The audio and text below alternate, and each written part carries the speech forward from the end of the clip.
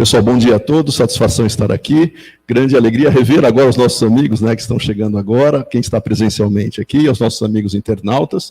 A nossa proposta é fazer uma apresentação sintética daquilo que nós vamos publicar depois nos registros do evento, e aí, nesse sentido, a ideia é só pontuar os aspectos mais importantes para a gente direcionar para aquilo que a gente considera, né, com relação às conclusões.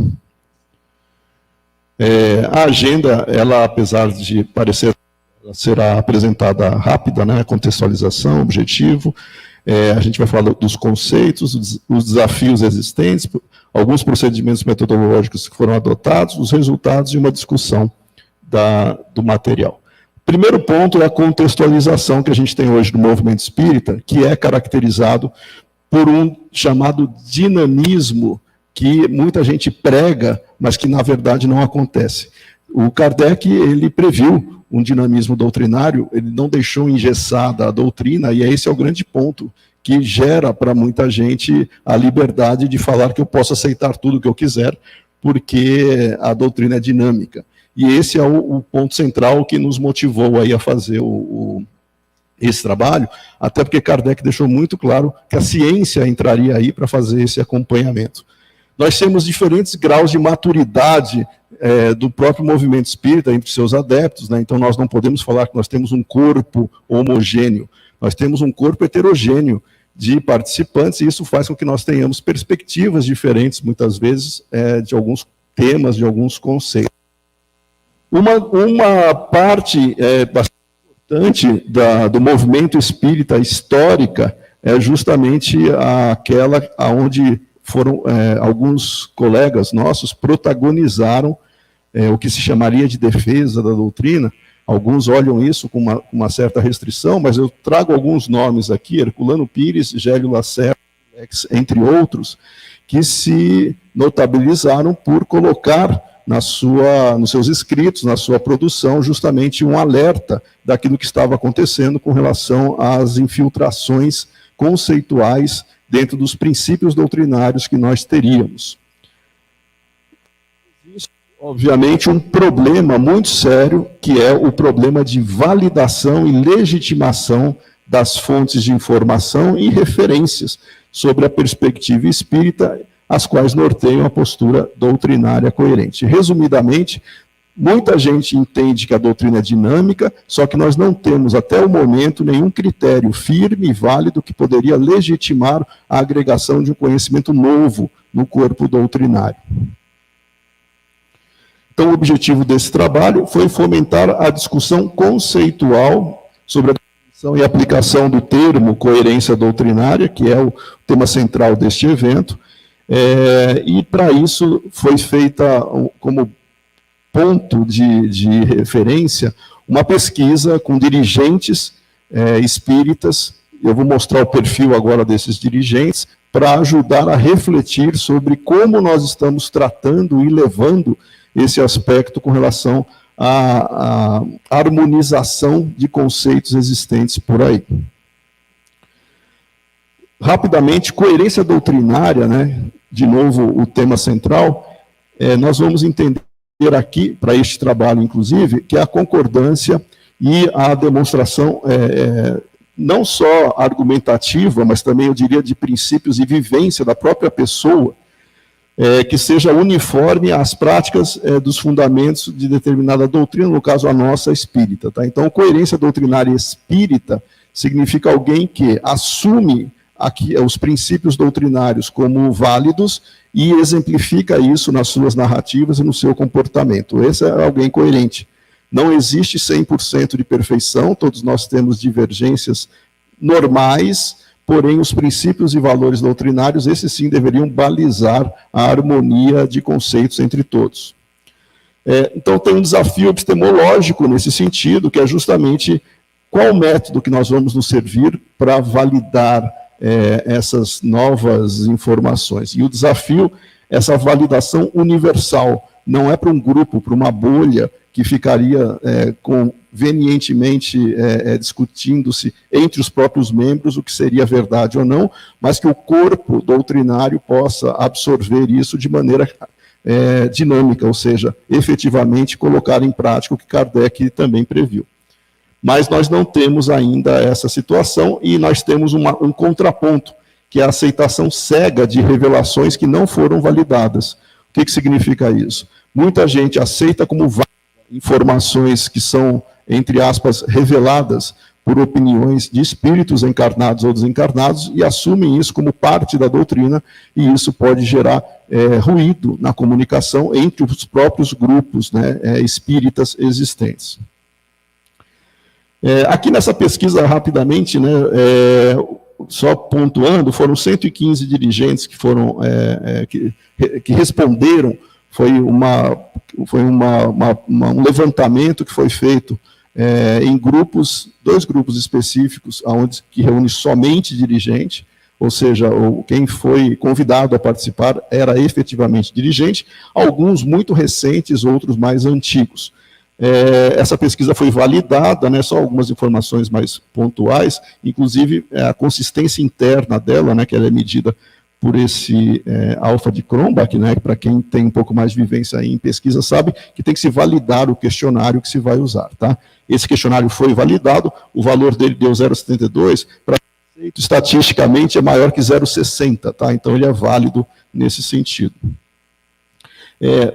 8 questões destacadas, eu só vou pontuar aqui, para ver o perfil, né, do respondente. Então, é o tempo de adesão ao espiritismo, a leitura, se ele leu todas as obras ditas fundamentais, aqui eu vou considerar as 5 obras, tá? Não todas as 5 obras ditas fundamentais, se ele tem algum tipo de procedimento que nós chamaríamos de prudência na aceitação a priori de novos conhecimentos, ou seja, não basta alguém divulgar para ele aceitar, ele tem que primeiro passar por um crivo racional para aceitação.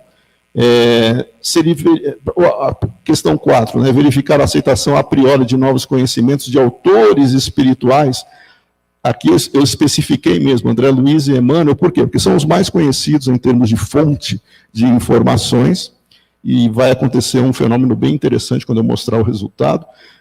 Verificar a validade do conteúdo apresentado por médiuns famosos, se as pessoas confiam no que médiuns ditos famosos, né, eles aceitam cegamente. Verificar e contrastar a opinião desses médiuns, né, com o critério da universalidade adotado por Kardec, identificar caminhos para o avanço do conhecimento, onde a pessoa achava que o conhecimento espírita iria se desenvolver, e verificar a validade das mensagens mediúnicas transmitidas publicamente, geralmente psicofonia, no final ou durante algum evento. Tá? Até que ponto isso deve ser aceito como verdade. Muito comum a gente verificar vídeos de pessoas dando mensagens em final de eventos e tomando isso como se fosse uma verdade. Né? Esse é um desafio que a gente tem também para pesquisar. Bom, então, só rapidamente o perfil dos nossos respondentes. Vejam que a maioria, eu vou destacar aqui, a maioria tem mais de 20 anos de atividade na direção de atividades espíritas. Mais que 30 anos, 57%. Veja, então é um grupo dito experiente. Algumas pessoas são novas, né? Algumas têm de 1 a 5 anos, mas é um percentual bem baixo. Tá? A maioria está aqui nesse grupo aqui, quase 80%, tem mais de 20 anos de atividade. Aí, aquela questão número 2 é se a pessoa tinha lido todas as 5 obras, todas. Não foram especificadas, né? Vejam que, também pontuando, nós temos um resultado onde, na média, um pouco mais da metade leu todas as obras ditas fundamentais. E eu estou falando de dirigentes que têm 20, 30 anos de atividade. E aqui, por obra, nós temos a participação da leitura que eles fizeram. O Livro dos Espíritos, né, e o Evangelho segundo o Espiritismo, sem sombra de dúvidas, esses são os mais populares em termos de leitura. Eu vou pegar o maior grupo, acima de 30 anos. 100% das pessoas afirmaram ter lido o Livro dos Espíritos, E quase 96 aí afirmaram ter lido o Evangelho. Mais de 30 anos, que é o extremo, tá? Quando a gente vai diminuindo a idade, a gente vai diminuindo também aqui a leitura. O problema são as outras obras. Livro dos Médiuns, 80 aqui em terceiro lugar. Depois vem o Céu e o Inferno e a Gênese.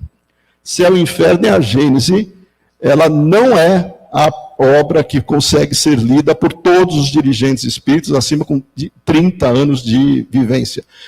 Por que isso é importante? Como é que a gente vai discutir doutrina espírita com alguém que não tenha lido integralmente todas as obras? E eu falei ler, eu não estou falando de entender, porque não basta ler uma vez, tem que estudá-la frequentemente. Se nem ler uma vez a pessoa leu, quanto mais estudar com frequência essas obras. A terceira questão foi a prudência na aceitação a priori de novos conhecimentos, vindo de leituras, de livros.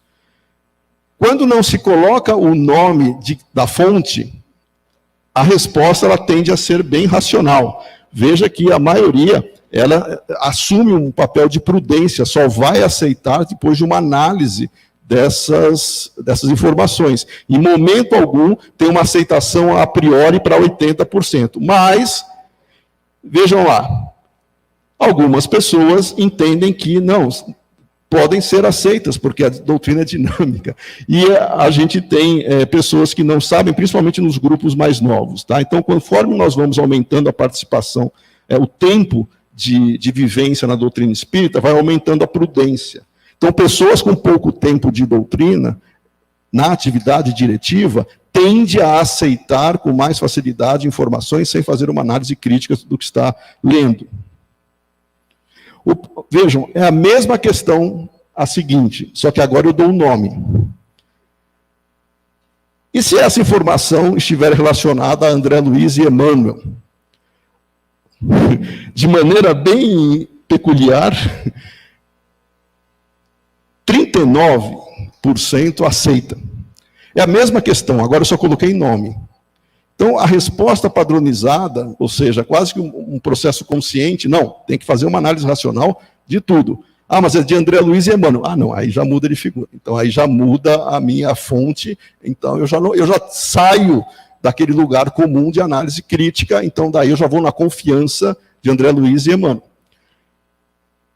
Aceita-se a priori, sem fazer uma análise crítica. Claro, isso daqui nos grupos mais novos, né? O grupo acima de 30 anos, 30%, que ainda assim é um valor extremamente significativo. Nós temos que tomar cuidado com essa relação, porque nós entendemos, conforme vai aumentando o tempo de vivência, a pessoa vai ficando mais prudente, inclusive para obras ditas reconhecidas, né, e populares.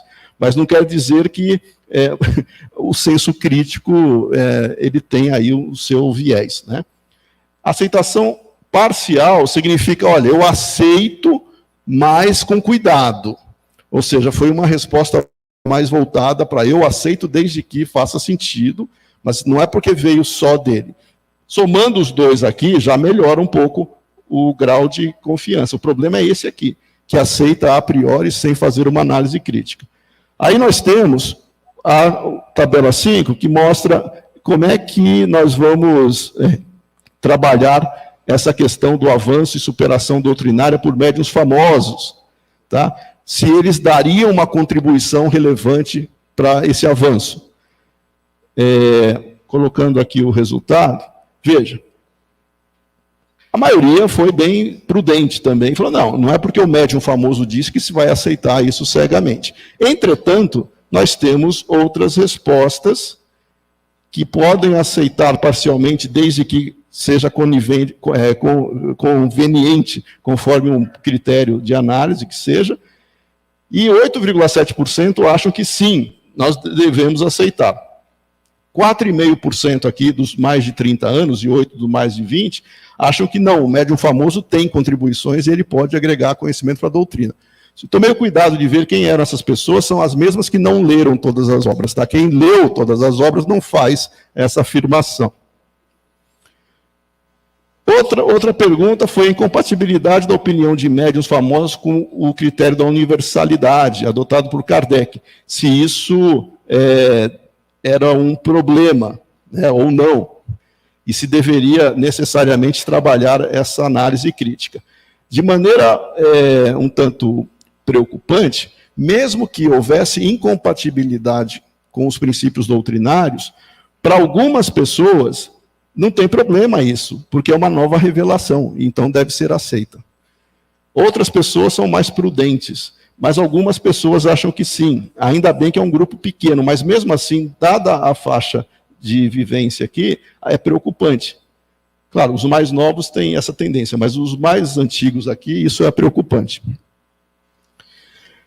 Outra questão foi, então tá, como é que a gente vai avançar no campo doutrinário? Como é que a gente vai criar aí conhecimento, avançar no conhecimento?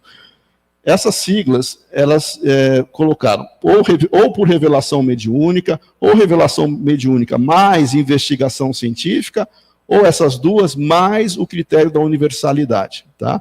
E aí, como resposta, felizmente, nós temos aqui um grupo que não é muito significativo se for pensar nos outros aqui, mas eles, quer dizer, mas tem que tomar cuidado, porque esses daqui, ó, eles não necessariamente admitem o critério da universalidade como algo factível para ser considerado válido. A investigação científica, ainda bem, né? Tem um grupo aqui que também considera isso importante. Esse grupo aqui, eles acham que não, só por revelação mediúnica. Revelação mediúnica é fonte única. Revelação mediúnica é opinião. Mas tem um percentual dos respondentes que acham que a revelação mediúnica, livros e outras fontes, elas seriam suficientes para dar avanço no conhecimento. A última tabela aqui é sobre a validade da comunicação de mensagens psicofônicas em eventos. E também nós tivemos um percentual que acha que isso tem que ser analisado criticamente, não aceito prontamente, mas eventualmente algumas pessoas se colocaram, conforme o tempo de vivência aqui, né, se coloca, não, porque é um médium famoso, ou porque é um espírito famoso, tem que ser aceito. É um percentual bem menor, esse daqui felizmente não chegou a impactar tanto, porque a maioria entende que não é porque alguém deu comunicação que vai se aceitar aquela informação. Então, resumidamente, né, o que tem de discussão que a gente traz?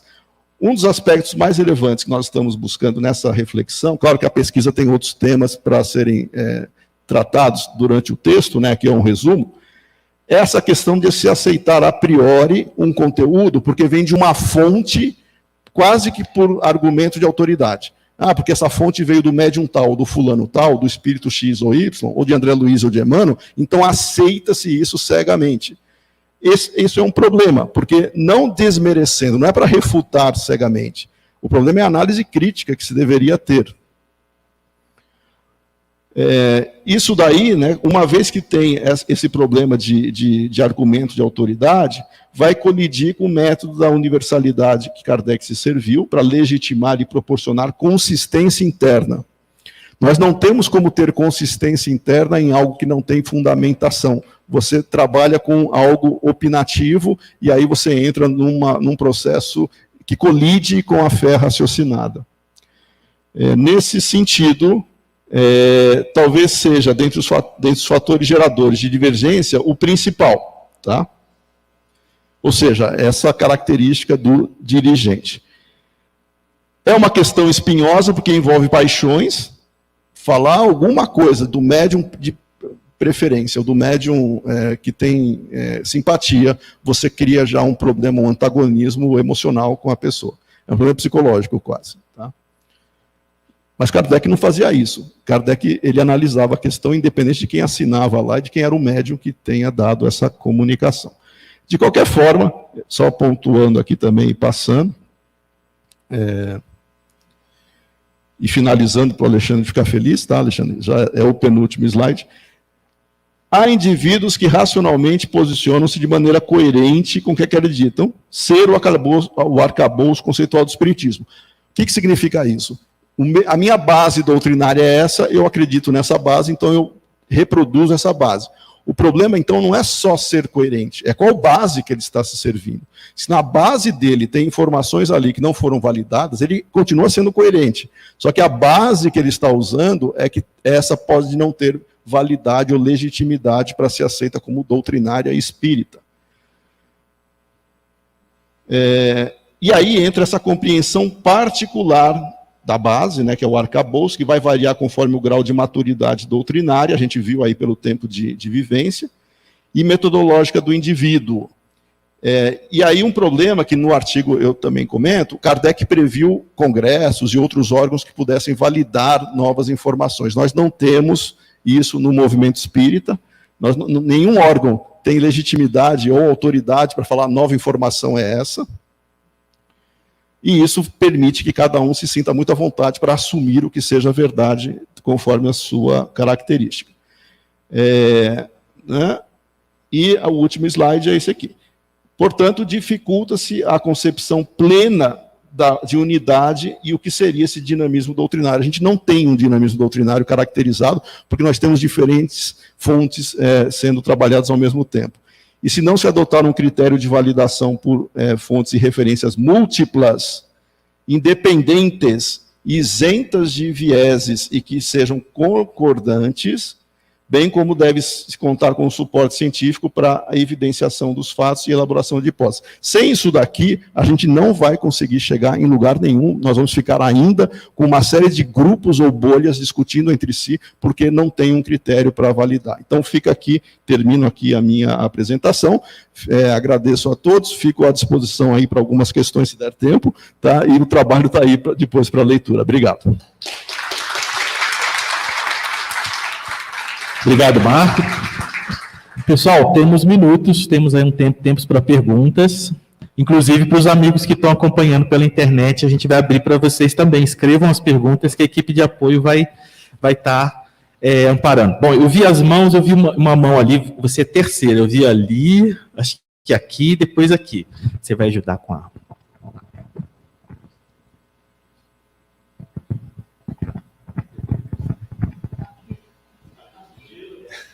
Ali primeiro.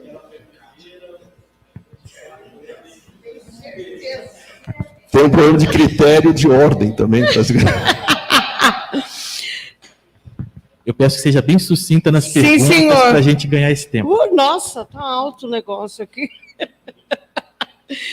Marquito, seguinte, eu adoro estatística, você sabe disso, mas eu às vezes acho que as pessoas, e acho mesmo, né? Quando respondem algumas pesquisas, elas ficam com vergonha de dizer exatamente o que elas pensam. Porque, na prática, a gente vê que esse cuidado que aparece na pesquisa não é tão real assim. Ou eu circulo em meio errado. Porque a coisa fica um pouco mais confusa. As pessoas são mais crédulas do que aparentemente a pesquisa mostra. Consideração, não é uma crítica, é só no esquema de que eu acho que realmente as pessoas têm vergonha, às vezes, de falar a verdade. Tá, sobre isso, rapidamente, era anônimo, ninguém precisava se identificar, então, nesse ponto, já tira qualquer tipo de vínculo, né? E não quer dizer que isso não reflita o universo que nós estamos trabalhando. Como eram só dirigentes, necessariamente é um público específico, a gente não está trabalhando com um público em geral, mas é o que a pesquisa levantou. Entendeu? Admitir para si mesmo que pensa diferente. Isso deve ser bem difícil. Pode ser, mas aí os psicólogos podem ajudar, né? Pessoal, para as perguntas eu também vou levantar uma plaquinha quando passar um tempinho, só para a gente manter o tempo dentro ali da nossa disciplina, viu?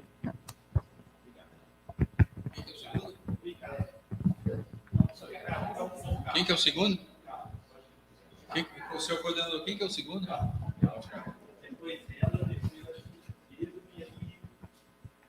Marco, com relação ao critério da universalidade, como nós poderíamos replicar hoje em dia ou adaptar esse critério hoje em dia? Eu gosto muito da proposta do Jornal de Estudos Espíritas para iniciar a discussão e depois obter um consenso. Porque muitas vezes se fala do critério pensando no método utilizado por Kardec, mas hoje em dia não é factível, né? Legal. A sua questão faz a segunda parte daquilo que Kardec chamava de congresso, a gente pode fazer via revista. Mas a informação já existe. Ou seja, ela foi obtida em algum lugar e se coloca a informação para discussão. E aí sim, via canais que poderiam legitimar essa abordagem. Tá? Mas o problema não é o ambiente da discussão, é antes. É o que a pessoa leva para lá, porque daí não quer dizer que isso passou por um critério de validade ou não. Exatamente. Hoje em dia, é uma questão que algumas pessoas tentam, ou você faz um experimento controlado, ou não tem como fazer, porque o que se divulga hoje, qualquer informação que o Alexandre falar hoje, que está divulgado aqui na internet, se alguém reproduzir a mesma informação, já deixa de ter o critério do ineditismo e tem viés. Sugestão desse tema voltar amanhã na nossa roda de conversa sobre o assunto. Isso, amanhã a gente vai falar de novo disso, mas com certeza é uma questão, essa é uma das espinhosas. Marco, aqui. Parabéns pelo trabalho, excelente, a gente precisa muito dessas pesquisas, fantástico, mas eu fiquei muito impressionada com o grupo de 6 a 10 anos, que eram respostas muito diferentes. Queria que você falasse um pouquinho. Tá. Como é uma quantidade muito pequena que nós tivemos desses grupos, eles podem ter, claro, uma diferença entre si que, num primeiro momento, fica muito grande entre eles. Né? Se fosse um grupo maior, só com essa faixa, tende a se suavizar a diferença. É que a quantidade estatística, quanto menor o número de respondentes, maior a variância que você pode ter na resposta. Tá.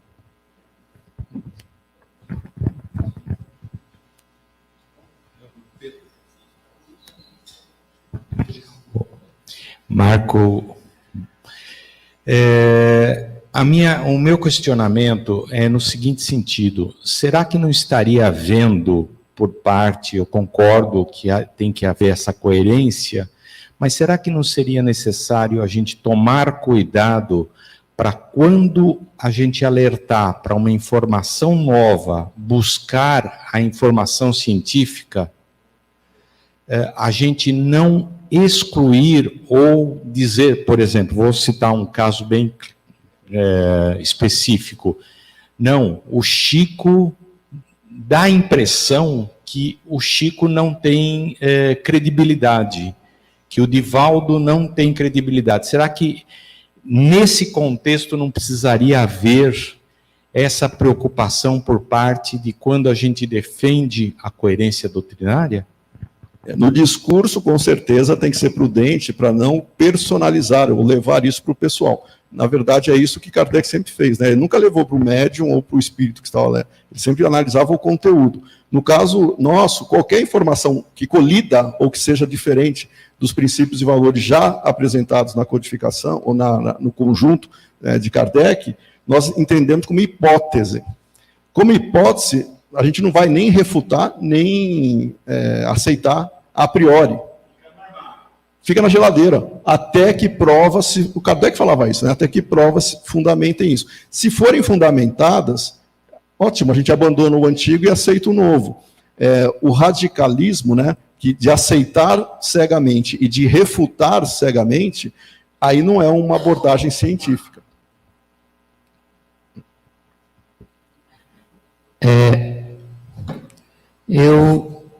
É interessante a sua abordagem, a maneira que você procurou trazer um modo de nós podermos compreender a autoridade daquilo que nós vamos ler a respeito de uma obra espírita.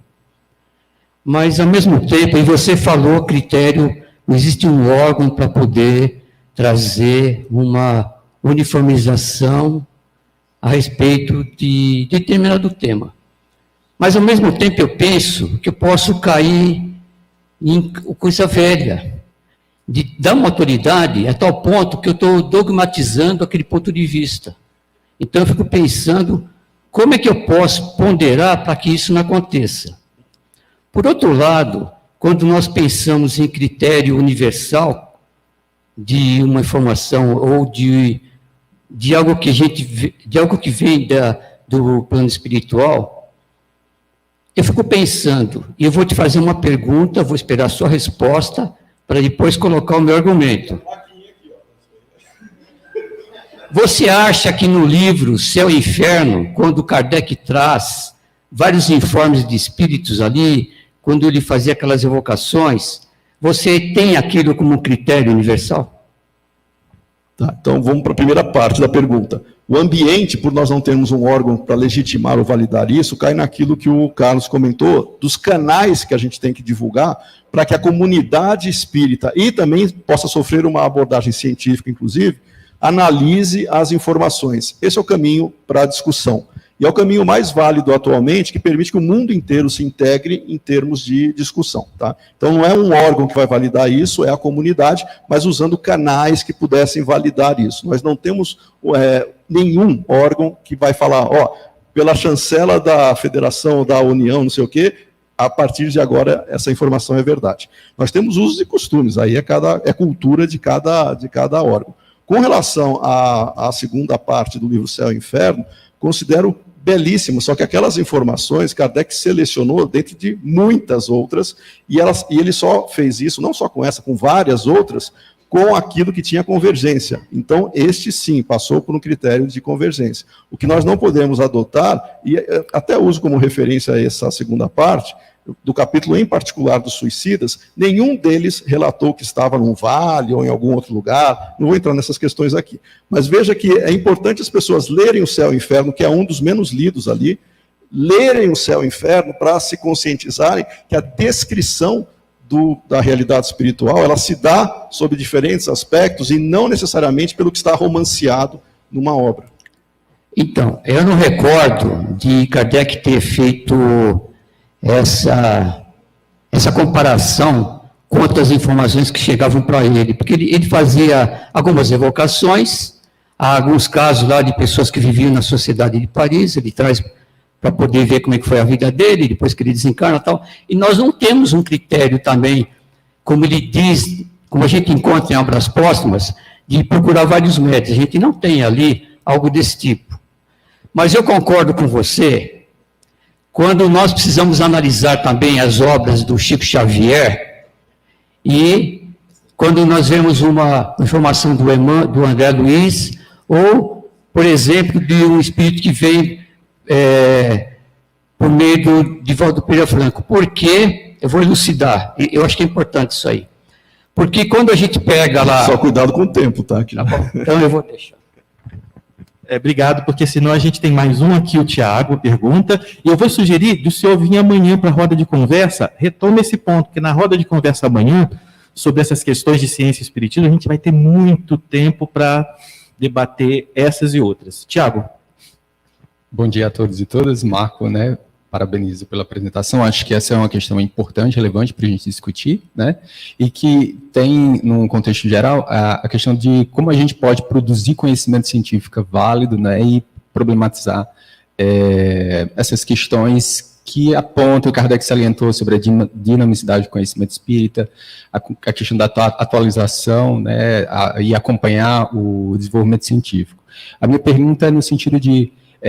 até que ponto você acha que as contribuições e a crítica da metodologia científica atual, né, dentro da produção do conhecimento, dentro das ciências humanas, quando a gente tem uma série de recursos, né, para validar o conhecimento dentro das ciências humanas, como triangulação metodológica, né, saturação de dados, de informação, construção de amostra, né, e toda crítica relacionada aos viés, né, o viés da autoridade moral, outros viés, ou mesmo a ciência baseada em evidências, como que a gente pode aproveitar essa crítica que o século XX foi tão produtivo em termos de avaliar conhecimento e trazer isso para o movimento espírita para validar melhor esse conhecimento? Perfeito, obrigado, Tiago, pela pergunta. É uma questão epistemológica, né? Epistemologia, só para...